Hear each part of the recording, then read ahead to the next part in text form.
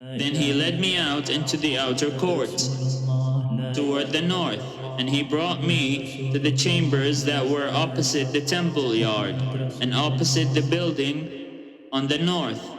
The length of the building that was on the north side was 100 cubits, and the width 50 cubits.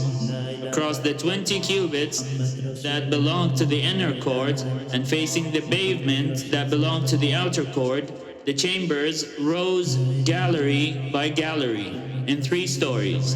In front of the chambers was a passage on the inner side, 10 cubits wide and 100 cubits deep, and its entrances were on the north. Now the upper chambers were narrower, for the galleries took more away from them than from the lower and middle chambers in the building. For they were in 3 stories, and they had no pillars like the pillars of the outer courts. For this reason, the upper chambers were set back from the ground more than the lower and the middle ones. There was a wall outside parallel to the chambers toward the outer court. Opposite the chambers, 50 cubits long. Opposite the chambers, 50 cubits long.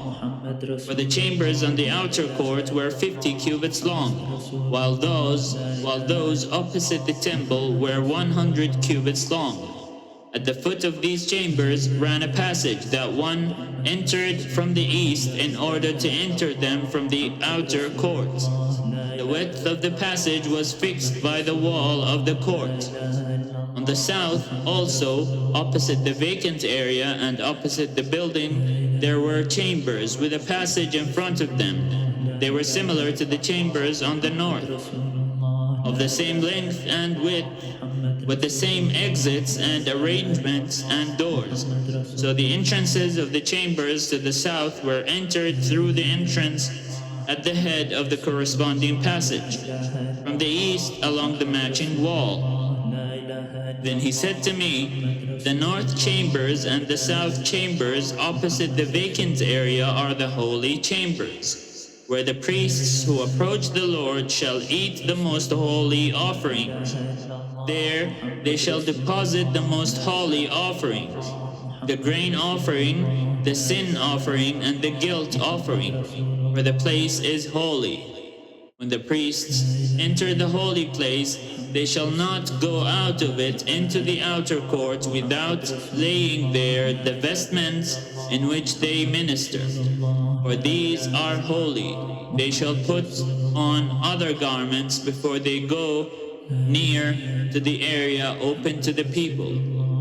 When he had finished measuring the interior of the temple area, he led me out by the gate that faces east, and measured the temple area all around. He measured the east side with the measuring reed, 500 cubits by the measuring reed. Then he turned and measured the north side, 500 cubits by the measuring reed. Then he turned and measured the south side, 500 cubits by the measuring reed.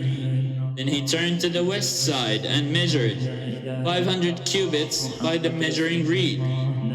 He measured it on the 4 sides.